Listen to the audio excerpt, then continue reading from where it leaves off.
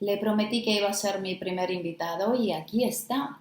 Traductor, corrector, redactor creativo, guionista, presentador de televisión, fotógrafo, un gran profesional que ha alcanzado logros extraordinarios que lo han posicionado como un referente en el mundo de la traducción.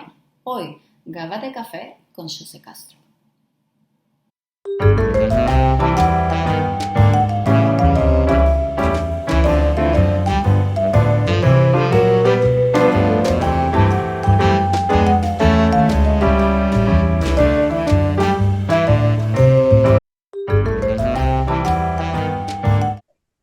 Pues depende de quién me lo pregunte, porque yo tengo varias tarjetas de visita, de hecho. Sobre todo a mí me gusta definirme, si tuviera que elegir algo con lo que definirme para que la gente no se despiste, y es lo que suelo decir cuando estoy ante alguien que no conozco de nada, soy traductor. O sea, yo en mi corazón interno soy traductor.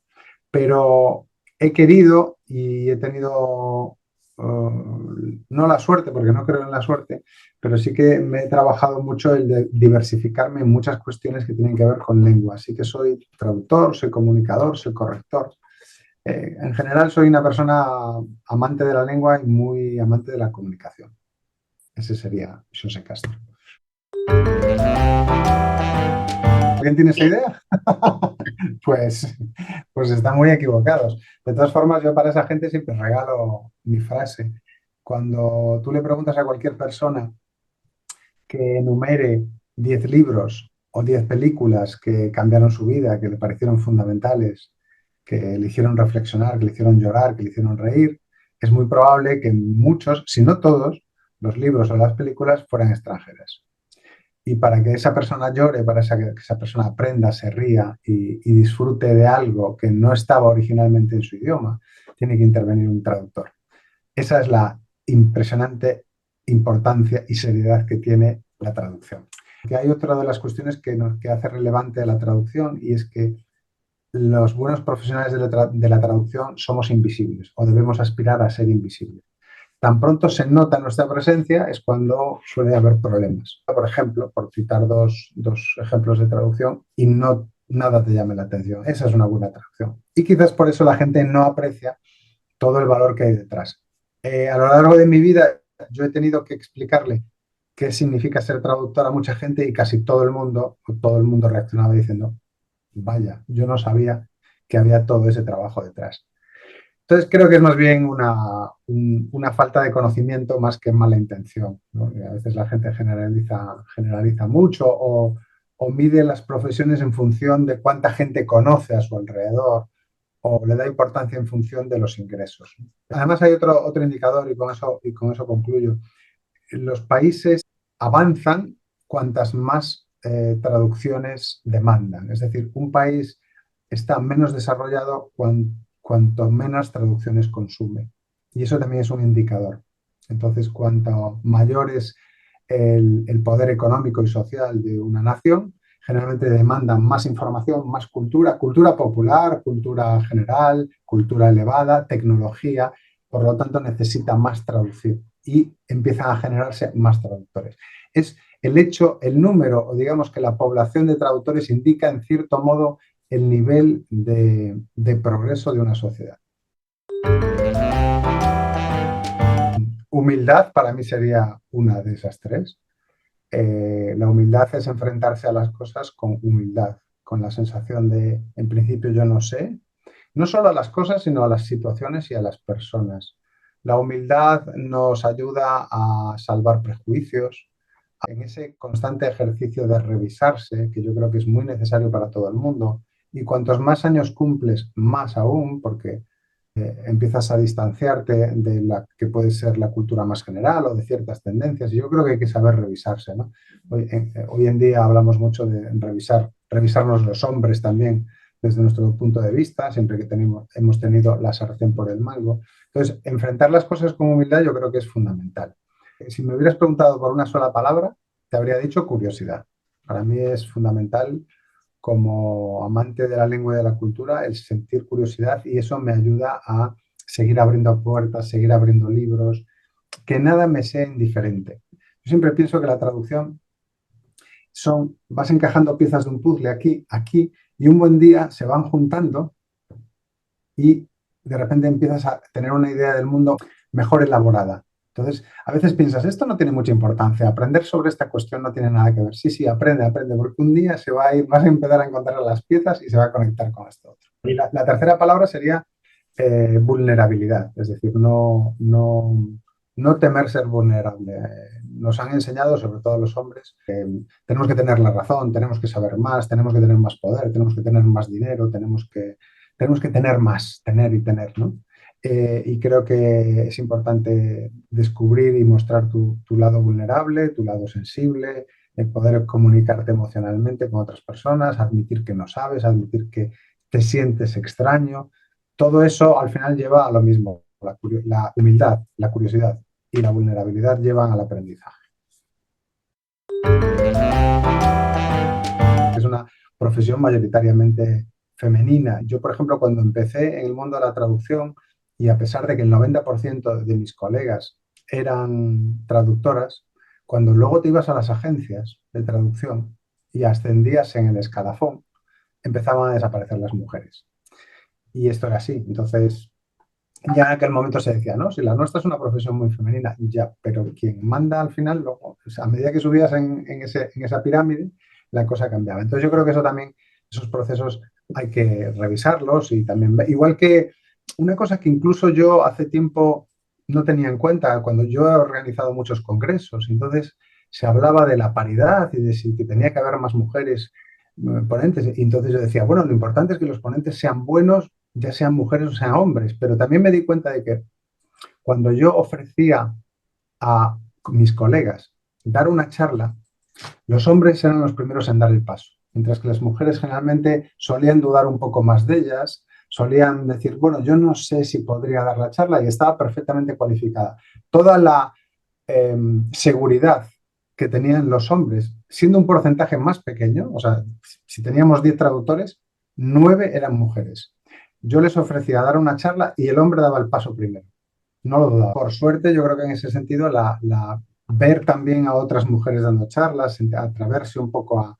Pero yo creo que tradicionalmente, y esa es la parte que quizás está detrás del mundo de la paridad, muchas mujeres están acostumbradas a decir, quizás yo no deba dar ese paso porque a lo mejor no sé tanto.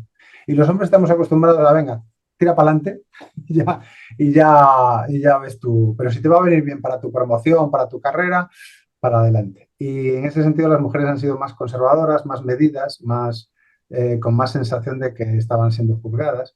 Entonces yo, por ejemplo, eso me ha cambiado un poco la mentalidad. Y entonces cuando organizo congresos o busco ponentes, a veces tengo, y te puedo contar muchos casos de mujeres que he tenido que decirles, por favor, necesito que vengas. Y una vez que han empezado a dar las charlas, han dicho, oye, pues creo que sí que puedo hablar de ello. Y digo, claro, tú puedes, si eres la más adecuada, ¿no? También es cierto que cuando ya has ido a tantos congresos, bueno, Mm. aquí no se ve, pero yo tengo aquí detrás una especie de árbol de Navidad con todas las insignias de todos los congresos a los que he ido en mi vida. Y claro, he ido, puede que miles, puede que haya pasado los 1000 cursos y congresos. Entonces, cuando ya has visto muchas cosas, es difícil llegar y aprender ciertas cosas. Pero yo creo que hay que recordar algo muy importante y es algo que yo doy también en mis clases de hablar en público. Lo importante no es tanto lo que cuentas, sino cómo lo cuentas. Te puedo poner dos ejemplos. Yo he ido a charlas de gente que contaba algo que yo sabía perfectamente, pero su forma de contarlo, su perspectiva personal, su capacidad de comunicación, su locuacidad, me hizo que fuera totalmente interesante. Recuerdo con Teresa Cabré, que es una, no sé si ya se ha jubilado ya, es una catedrática catalana especialista en documentación. Y recuerdo que fue una charla suya y no me enteré de nada. Era una charla súper técnica sobre documentación, pero a un nivel muy alto. Y recuerdo que terminé la charla y le dije, no me he enterado de nada, pero me ha fascinado, porque tu manera de comunicarlo, tu pasión, hablaba de la documentación como quien está hablando de pintura, de arte, entonces era imposible dejar de prestar atención. Entonces, para mí son dos ejemplos muy buenos de que no necesariamente tienes que ser el mejor en lo que vas a contar. Y esto es muy importante, y yo se lo he repetido muchas veces a muchas mujeres, como te decía antes, yo no necesito a la mejor, necesito a alguien que lo cuente de una manera personal, con anécdotas una persona que tenga experiencia, que pueda aportar esas anécdotas que a todos nos gustan. Creo que no somos demasiado buenos a veces en la comunicación. No, además yo me da gracia cuando hablo con amigos que son intérpretes, amigos y amigas que son intérpretes de español a otro idioma, y claro, dices, interpretar a un hispanohablante, el problema es que damos muchas vueltas a las cosas. Yo lo noto incluso en las reuniones en inglés suelen ser más breves y más concisas que las reuniones en español. Se pierde mucho el tiempo, se repiten mucho los conceptos. Es algo cultural, no es que sea algo malo, pero es una característica de nuestra forma de hablar. Repetimos mucho las cosas. Y luego también creo que en este país, desde hace muchos años, se ha abandonado mucho la comunicación oral, el debate, la exposición en público. Y luego la gente más joven, no solo la gente más joven, pero porque le pasa a gente de muchas edades, no tiene tampoco muchas referencias de alguien que hable bien y que quieran imitar. Entonces, yo me doy cuenta, por ejemplo, en la carrera de periodismo, durante muchos años hay gente que se ha licenciado en periodismo sin haberse puesto delante de una cámara apenas más de un par de horas, ¿no? Y lo hablaba con una amiga argentina que hizo periodismo allí y dice, yo he salido con 50 horas de exposición micro y vídeo, ¿no? Qué mínimo, ¿no? Si vas a ser profesional de la lengua y quieres trabajar en radio o en televisión, lo lógico sería que practicases tu manera de hablar, ¿no? Entonces, no tenemos, nos dan conceptos en la escuela y en la universidad, pero no nos dicen cómo comunicarlos. Y de hecho, yo he dado muchas clases de hablar en público y casi siempre me encuentro la misma frase. Jo, yo es que estudié informática, pero nadie me dijo que iba a tener que dar charlas a mis compañeros, porque cada vez es más frecuente, cada vez hay más videoconferencias, cada vez hay más exposiciones en público y la gente siente muchos nervios a la hora de hablar en público. Y aunque seas traductor, traductora, no necesariamente tienes por qué ser una persona locuaz y una persona que se exprese con mucha facilidad. Entonces yo creo que hay trucos y hay maneras de practicarlo, pero nos falta. Yo siempre he sido muy fan de la divulgación en inglés. Creo que por cómo está configurada la lengua, van más al grano. Incluso esta mañana estaba recomendándole un podcast a un amigo. Yo oigo muchos podcasts en inglés y a veces hay podcasts parecidos en español y dicen lo mismo en el doble de tiempo. O sea, concretamente recuerdo uno sobre cierto tema, trataban más o menos las mismas cosas y en inglés duraba 20 minutos, 30 minutos el episodio y en español era una hora. Porque somos una cultura no de muy alto contexto, tampoco somos de bajo contexto, pero estamos ahí entre medias. Entonces tenemos que adornar las cosas. Somos una cultura, y esto para mí es fundamental a la hora de comunicarse, en la que no es de mala educación interrumpir al otro. Es casi preceptivo en algunos casos. Entonces, hay un libro, un librito muy bueno de Pilar García Mutón, que es dialectóloga, lingüista, hija de Valentín García Yebra, que era miembro de la Real Academia y escribió grandes tratados sobre traducción. De hecho, su libro sobre traducción era libro de texto en muchas facultades. Pues Pilar García Mutón tiene un libro que se llama Cómo hablan las mujeres y es una investigación dialectológica y se da cuenta de que las mujeres de habla hispana se interrumpen constantemente. Porque la comunicación no es solo las palabras, sino que tú ya sabes cómo va a terminar la frase. Incluso tocamos al otro, le decimos, sí, no, porque el otro día salí de casa, o sea, terminamos la frase del otro. Eso no tiene nada negativo. Lo único es que estamos acostumbrados a que nos interrumpan y es difícil, por ejemplo, si nosotros somos dos y tú me estás escuchando, pero si esto fuera una videoconferencia con 6 o 7 hispanohablantes, un silencio como este indicaría a otro que puede entrar a hablar. Entonces, nos expresamos a veces de manera atropellada porque sentimos que si dejamos de hablar o hacemos un silencio, una pausa, que en otras culturas está bien visto, alguien va inmediatamente a entrar a hablar.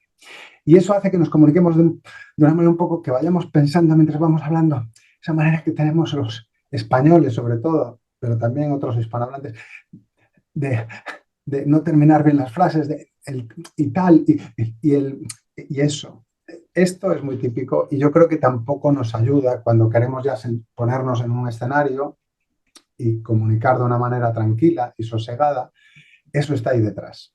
Entonces creo que hay una cuestión cultural y luego está la segunda, que sería en la parte de educación, que es un poco lo que decía antes, que yo creo que no se enseña oratoria, no se enseña debate, son excepciones, hay de repente grupos de debate, hay asignaturas de oratoria, pero no es algo para mí, debería estar, si no entre las asignaturas troncales, al menos entre algunas como una asignatura complementaria o en algún momento algún tipo de seminario, ya no solo en las universidades, sino en el bachillerato.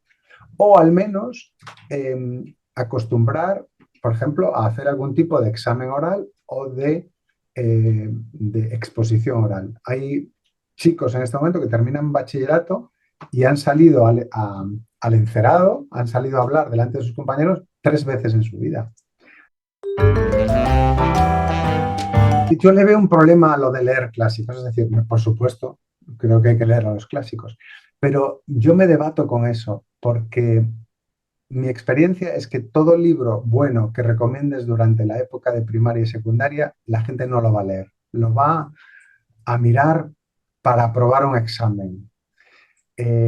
Hay que saber explicarle los libros. Es como cuando nos decían a todas las generaciones de hispanohablantes, nos han dicho, el Quijote es buenísimo, pero el Quijote, no nos engañemos, si tú le das un Quijote a un niño de 14 años hoy en día y lo abre, es un plomazo. Cuando ese libro hace 400 años, cuando se escribió, era un libro en el que la gente se reía a carcajadas como si fuese un cómic. Entonces, yo creo que hay que saber explicar lo que van a leer o incluso explicárselo, decirle, este libro va sobre eso, va a hacer una lectura en alto con los niños para decirles el valor que tiene. Porque decirles, toma, léete esto y hazme un trabajo sobre esto, yo creo que no funciona bien. Entonces, hay gente que dice, jo, este libro es buenísimo, deberían leerlo los niños de 14 años, ¿no? Como yo siempre digo, el de Stefan Zweig, Memorias de un Europeo, que es un libro que para mí deberían leerlo todos los adolescentes en Europa. Pero yo sé que si se lo das a un niño de 15 años en clase, intentará copiarle al compañero y más ahora que su margen de atención es muy corto.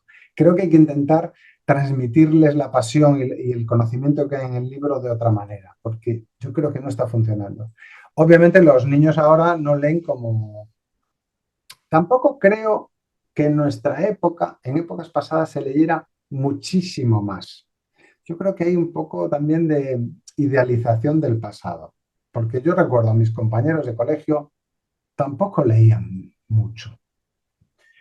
Ahora se lee muchísimo, es la época en la historia de la humanidad donde más se lee y más se escribe, pero no se lee ni se escribe literatura. Hablamos de redes sociales y hablamos de Internet, pero lo cierto es que estamos todo el rato leyendo. Navegar por Internet es leer, en realidad.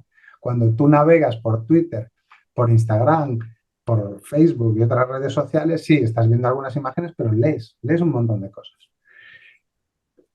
Yo no sé la fórmula, pero sin duda, sin salirnos de lo nuestro, que es la traducción, no vas a ser una traductora competente si no lees, y si no lees a los clásicos, y si no lees literatura en el idioma de llegada. Si tú traduces al español, tienes que leer mucha literatura en español. No, no traducida, porque puede haber buenas traducciones, que las hay, magníficas, pero creo que hay que leer a alguien que lo ha pensado en español y leer los giros y leer los refranes y las expresiones, las muletillas, porque si no, ¿dónde las vas a aprender? Yo siempre se lo digo a mis alumnos. Yo solo conozco 2 maneras de ser mejor profesional de aquí a 5 años. Una es mejorando tu vocabulario y para mejorar tu vocabulario es leyendo buenos libros y hablando con gente intelectualmente superior a ti o viendo hablar a gente superior a ti. Puede ser un vídeo de YouTube con gente que hable, pero mejor si tienes una conversación. Y entonces plantéate, ¿estás haciendo esas dos cosas? Porque yo no conozco ninguna otra manera de mejorar mi herramienta de trabajo, que es la lengua. Si alguien conoce alguna otra, que me lo diga.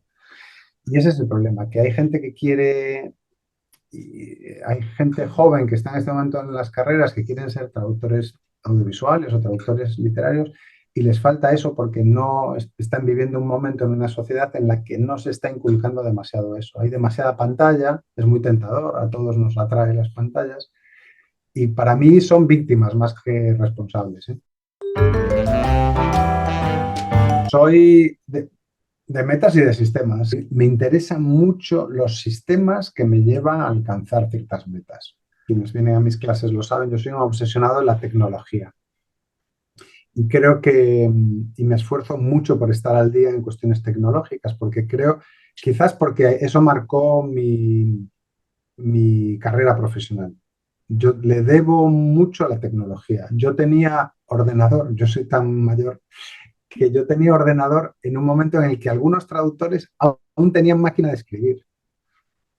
Yo me instalé el primer módem para mandar trabajos a través del ordenador.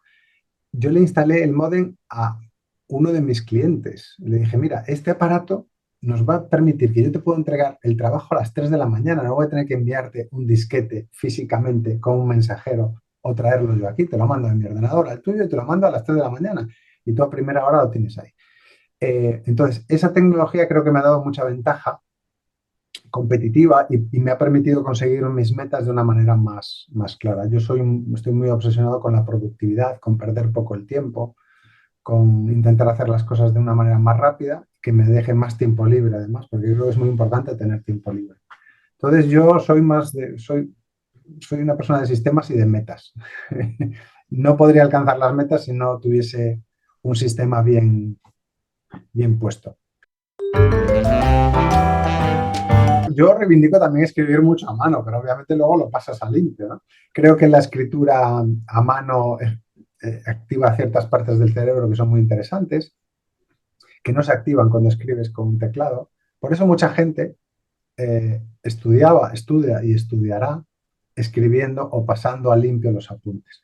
Porque ahora ya sabemos, gracias a los avances en neurociencias, que hay unas neuronas que se llaman las neuronas espejo, que cuando yo estoy escribiendo, mi cerebro está mandando la orden de escribir, pero al mismo tiempo estoy leyendo. Entonces estoy haciendo un doble ejercicio de escritura y memorización. Por eso hay gente que sin saber explicártelo bien, dicen, yo es que necesito escribir para estudiar. Y hay un razonamiento fisiológico y un razonamiento científico detrás de eso.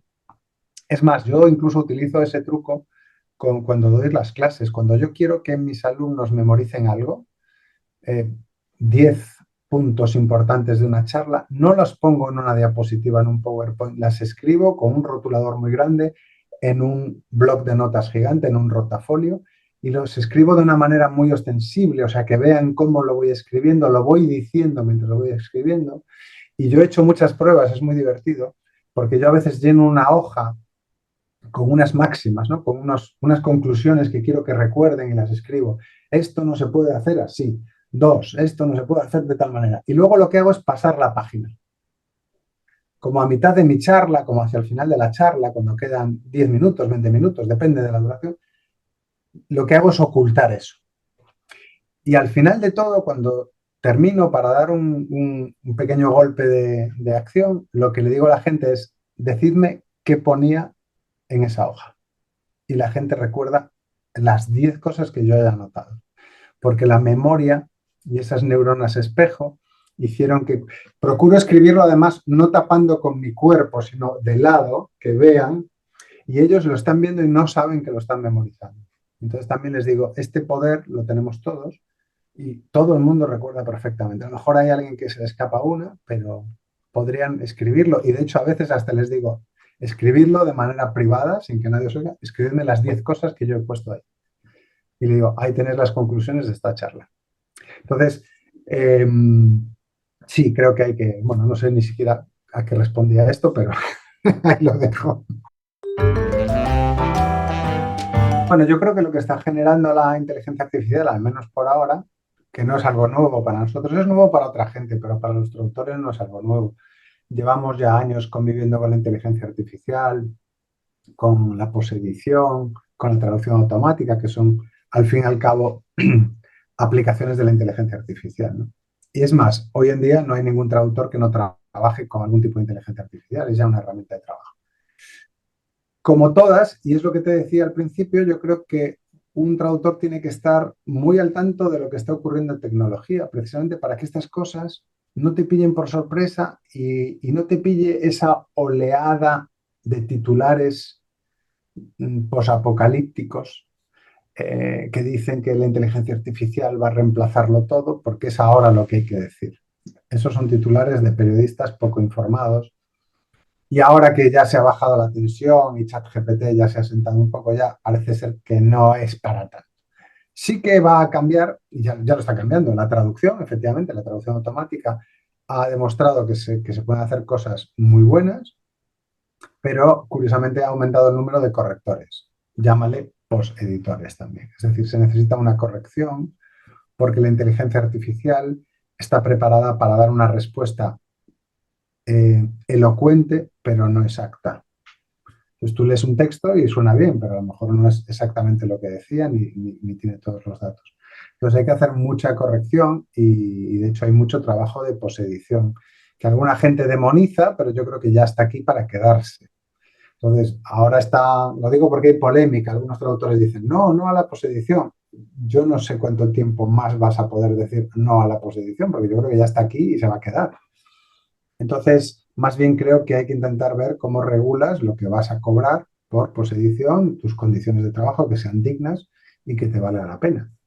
Pero sí, efectivamente la traducción, hay campos de la traducción donde no puede entrar la inteligencia artificial. Por ejemplo, en traducción audiovisual, en traducción, en cierta traducción literaria, en cierta traducción legal, donde además corres unos riesgos peligrosos.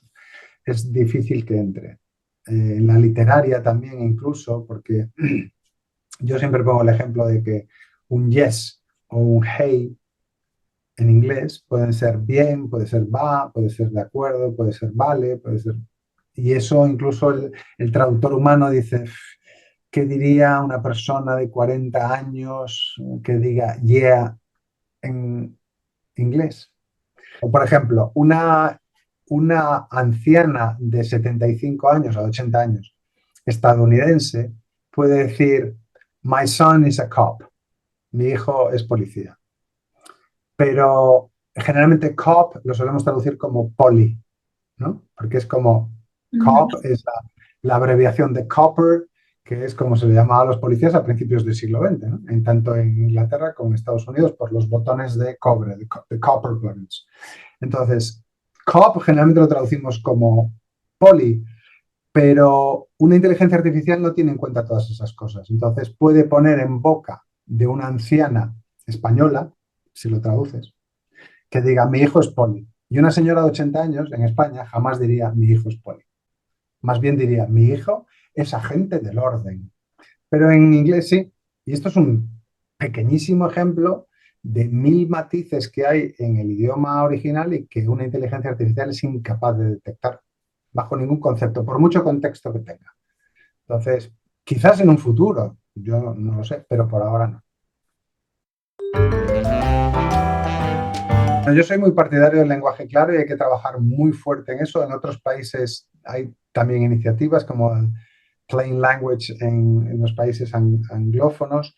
Creo que es muy necesario, pero sobre todo en el área de la comunicación con el ciudadano, en el lenguaje jurídico, todo lo que tenga que ver con cuestiones oficiales que vengan de administración pública. En la traducción audiovisual no es tan necesario porque realmente no se busca un lenguaje claro, más bien se busca un lenguaje similar al que tenga el producto original. Entonces, una película se permiten coloquialismos, se permiten formas incluso incorrectas, porque son como habla la gente de la calle. Hay un lenguaje claro si me fuerzas un poco en los subtítulos, en el sentido de que tienes que ir muy al grano, tienes muy pocos caracteres y tienes que hacer el mensaje conciso y que haya la menor pérdida de información.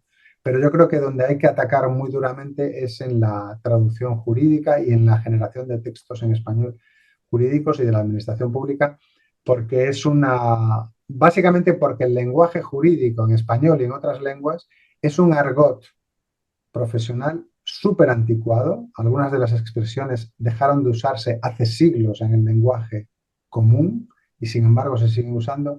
Y eso tiene un problema muy grande, y es que hay gente que no entiende la sentencia con la que la están condenando. Lo decía Valentín García Llebra, la traducción tiene que decir todo lo que está y no puede decir nada de lo que no está. Si el texto original es necesariamente enrevesado o farragoso, yo no soy quien para hacer una adaptación, porque estamos hablando de traducción audiovisual. Otra cosa sería un texto jurídico fuera de la traducción audiovisual. Yo he traducido miles de documentos jurídicos al español y yo he hecho una adaptación. Y de hecho he tenido muchas discusiones con el cliente porque me decían, pero le has quitado mayúsculas, has quitado esto de aquí, lo has hecho como más. Sí, es que tiene la misma validez jurídica en España, pero esto lo va a entender más la gente. En traducción audiovisual no lo puedo hacer, igual que en traducción literaria, porque posiblemente quieran precisamente demostrar que el lenguaje es enrevesado y yo tengo que hacerlo también enrevesado en español. Entonces no tenemos que ser más literales porque hay una intención creativa en ese sentido, no como en textos divulgativos. Para conseguir un sí necesitas 9 noes. Esto es así. Entonces hay que tirar todos los anzuelos que puedas, pero muy importante, igual que tú cuando vas de pesca, no tiras y tiras la caña, sino que tiras, la pones y la estás vigilando. Y si tienes varias cañas, estás vigilando, esta está. Lo digo porque es lo que se llama en inglés el following up, es decir, el seguimiento. Hay mucha gente que manda el currículum y es como si lo tirases por la ventana. Y luego, ¿qué has hecho? ¿Lo has anotado en algún sitio? ¿Llevas una lista bien ordenada de a quién le enviaste el currículum, si lo recibieron? ¿Confirmaste que lo habían recibido? ¿Conseguiste un nombre? Es muy importante, importantísimo conseguir nombres de personas. No es lo mismo llamar a un cliente y decir, hola, soy fulanito, no sé con quién estoy hablando, que llamar al cliente y ya decirle, hola Esther, hola María, porque esa persona te respondió al correo y humanizas la relación. O presentarte en las oficinas del cliente o pedir una cita o pasar por allí a visitar. Entonces, creo que es muy importante, tanto importante enviar cosas como llevar un control sencillo, porque es muy sencillo, es tener una tabla con a quién se lo enviaste, cuándo, en qué fecha, etcétera, te respondieron. Hacerle un seguimiento a los 15 días, decirle, oye, lo habéis recibido, etcétera, etcétera. Y luego también intentar generar interacciones, ir a ferias, ir a congresos, convertir a toda tu familia y todos tus círculos cercanos de amistades y familiares en embajadores tuyos, pero no como una persona que está buscando trabajo, sino como una persona apasionada de lo suyo, porque a todos nos ha pasado que alguna vez te dicen, oye, fulanito está buscando trabajo, a ver si tú le puedes ayudar, y tú dices, uff, qué pereza, no lo conozco de nada, que es un amigo tuyo. No, yo quiero que hablen de mí, que le diga a alguien, no, esta chica, este chico es un loco de la lengua, es un loco de la traducción, le encanta, es un apasionado, porque la gente contrata a la gente apasionada, no contrata a la gente que, ay, está buscando trabajo. Creo que también son estrategias de venta que a veces no se explican bien en las universidades, se nos habla de la teoría, pero esto es una empresa, esto es un negocio, estamos sumergidos en el capitalismo, en la ley de la oferta y la demanda, y cualquier profesional de la lengua, un periodista, un corrector, un traductor, un intérprete, tiene que saber venderse en ese sentido. Entonces hay que probar. Y luego también hay otra cuestión que es generar contenido. Yo se lo digo a mis alumnos y alumnas que van a ser intérpretes, grábate en vídeo, que se te vea trabajando, que se te vea como interacciones. Yo si buscase trabajo de intérprete, una de las primeras cosas que haría sería grabarme las partes que pueda, porque hay información que puede ser confidencial, o incluso en silencio. Yo tengo una amiga que graba vídeos de ella y para no revelar información como intérprete, le pone música, pero se le ve accionar, se le ve en una cabina, se le ve hablar. Es un montaje, una especie casi de videoclip en el que se la ve como intérprete acompañante, haciendo susurrada, haciendo interpretación de cabina, en la que no se oye lo que se dice, pero ves que se mueve en ese ambiente. Y eso transmite una sensación de profesionalidad muy grande. O generar contenido. Los traductores somos escritores. Pues te gusta escribir sobre algo, escribe, genera contenido. ¿Te gusta escribir sobre informática? Ponte en contacto con estas revistas especializadas y ofrécete a traducir este artículo o mandarles una idea para un artículo que tú podrías escribir. Intentar generar contenido en Internet o intentar generar contenido en cuestiones relacionadas con tu especialidad. Y luego, por último, también es muy importante porque yo lo daba por hecho, pero hace años empecé a preguntar en mis cursos, ¿cuántos de aquí han ido alguna vez a una feria profesional de aquello que traducen?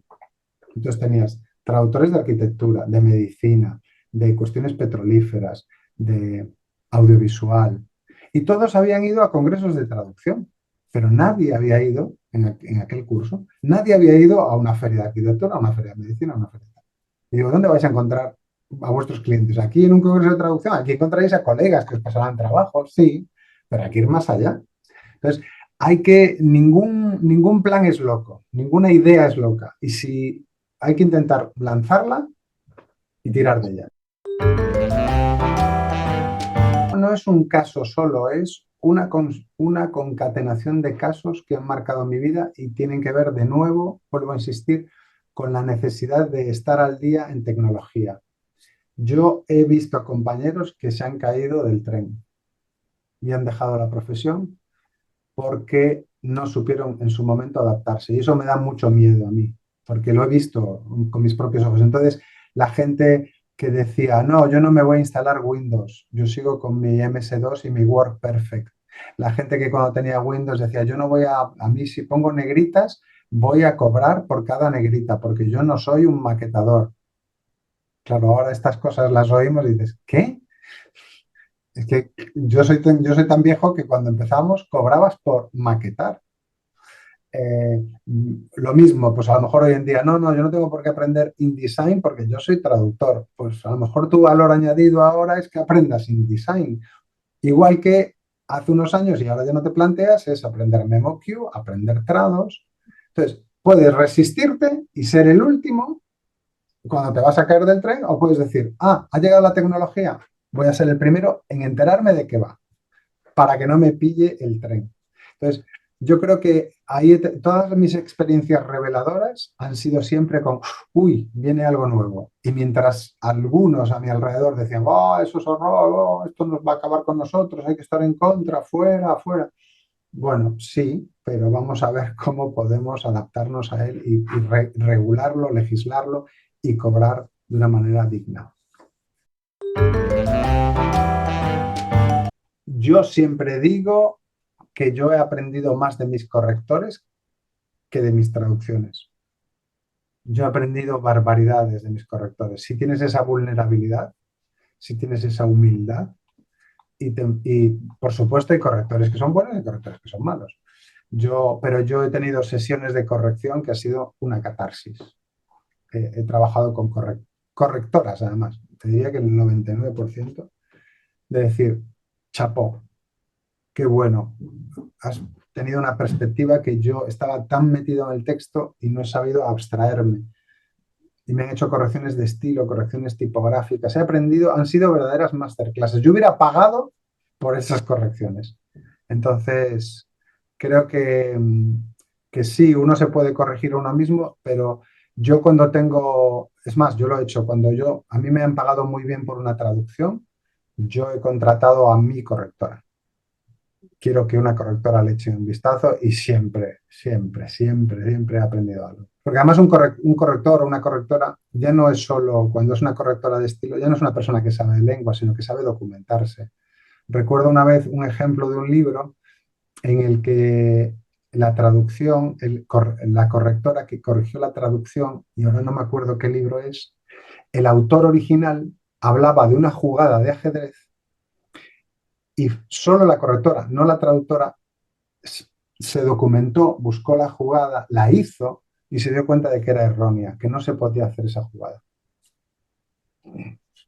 Dijo, mira, no se puede mover esta pieza en este momento de la partida, porque era una descripción de una partida en cierto momento.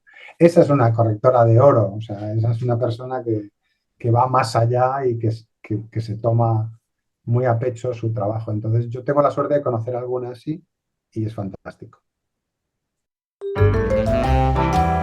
Repito, soy un verdadero afortunado. Yo todo lo esencial que había que hacer en la vida, lo he hecho. Obviamente, me quedan mil cosas por hacer. Podría hacer mil cosas mañana y mil cosas pasado.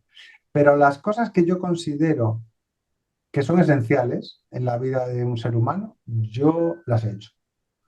Y entonces ahora, desde hace ya años, me dedico a hacer bises, a repetirlas, a ver si me salen mejor. Pero en lo profesional y en lo personal, he hecho todo aquello que yo de pequeño aspiraba que quería hacer. Y digo, si algún día hago esto, desde cosas muy tontas, de pequeño decía, me consideraré rico el día que entre en un restaurante sin mirar los precios de la carta, por ponerte una cosa, un ejemplo muy tonto, ¿no? Bueno, pues eso lo he logrado. Pero conocer ciertas personas, conocer ciertos países, ciertas cuestiones culturales, hacer ciertos trabajos, incluso, es más, he hecho cosas que ni siquiera sabía que iba a acabar haciendo.